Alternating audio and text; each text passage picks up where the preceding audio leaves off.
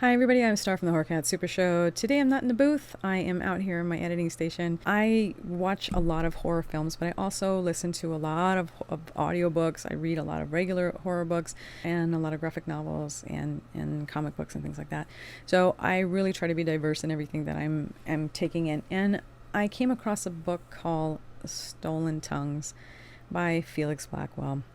And I wanted to discuss it with you guys. So, really quick, I'm just going to talk about what it's about really quick so I can get to the rant that I'm trying to get to. There are going to be spoilers in here, so if you want to read this book, maybe go read this book and then come back because I'm about to tell you everything about the story. There's a man and woman get married, and they wind up going to the wife's family cabin out in the woods. While they're there, they start to experience something very supernatural. They're not really sure what's going on. They are seeing things, they're hearing things, and when the wife goes to sleep, she's talking in her sleep, and her husband realizes that she is talking to the person that is outside creeping on them. The premise is really great. The audiobook is about 9 hours. So halfway through the book, things are rolling along good. I'm thinking, hey, this might even be a good movie if they decide to make one. And then right at the halfway point, since it's out in the wilderness, let's throw some stereotypical shenanigans in here. And they introduce 3 Native American characters. Now, I didn't know that this was in the book. Had I known this, I probably would have researched it a little bit more before I was going to dive into this. But I was like, okay, let's see where this is going to go. I was already uncomfortable right when that happened. Now, I'm irritated about this. So obviously, if you haven't guessed already, I am Latina and I'm also Native American.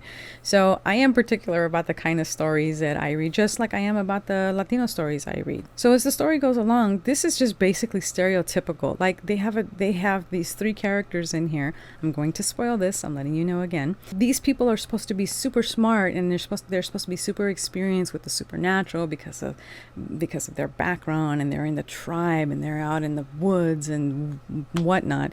And these 3 characters wind up dying. Well, 2 of them wind up dying, and one of them, they don't really talk too much about her. They have all of this experience and they wind up dying. And then they wind up dying in the background because they don't really talk about them other than, oh, so-and-so did this, and then there's one, they don't even know how he died. Like it's just... Okay, so then I just started to get irritated, and I just started thinking, okay, why does it have to be, oh, let's put a shiny new toy in here and put this thing in here to kind of shake things up. And then at the end of the book, he has like an epilogue, and as he starts talking about how, he's a non-Native American, and he wanted to write about Native Americans in a respectful way, and I guess I could respect that, I guess. But then he continues to call them Indians the entire rest of the epilogue, and I'm like, dude, hello, no. Mr. Blackwell, no. I don't know what you were thinking, but no. I just feel like this is the same things that horror movies do. They add a group of diverse actors for the sole purpose of diverse dollars. It's not to talk about their life experiences. It's just... It's got me really like I'm feeling away, Mr. Blackwell. I'm feeling away, and I'm gonna be honest about it. I'm feeling away. I think my main point is that if you are a writer, if you are an artist, if you are a screenwriter, if you're trying to get into film, if you're a director, tell your story, your experience. Don't think that people don't want to hear that, because we do. I do. I want to hear other Latino and other Native American people talk about their experiences and relate that into horror or whatever genre, whether it's comedy or drama or whatever it is. Tell your story. We need you. I need you to go pick up a pen. I need you to go do whatever it is that you do and tell your story. Because if you don't tell your story, other people are going to tell your story, and they don't have the background to do that. That is one of the huge things that irritates me, is that they don't have that background. You can't talk about I can't speak to the Black experience because I'm not Black. So how do I even think that I could write a story like that? But Hollywood does that all the time. They do it all the time, and it's just irritating to me. There's so many great writers. If you are a person who is into that, tell your story.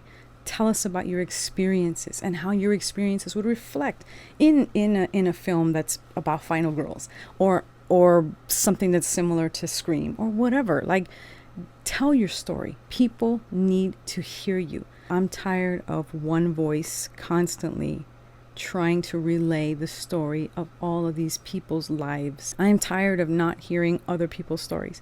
And you can tell when you're in the film and you're watching a film, you can tell that it's just about money. It's not about telling this person's experience from their point of view, from their life experience, and these are the diverse characters that always wind up dying in these movies, and they're the ones who probably have more life experience to survive something like what would be happening in a horror movie, but they're always the first people, like they're the ones that create the stereotypes. They're the ones who are creating these tropes. It's not us, so if you are a writer, please just pick up a pen and do what's in you to do. I think that's all I really wanted to say out of this.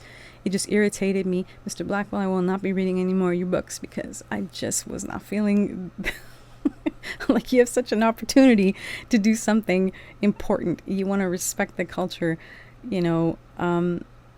don't write about it. I think that's the best thing that I can suggest. Anyway, all right, that's enough. I'm feeling warm. That's enough from me and my soapbox. Thanks for spending a couple of minutes with me. I appreciate you. Have a great Friday night. I will see you next time, and until then, shiver, scream, repeat. Bye. Everyone to come on down to the Horror Cat Super Show.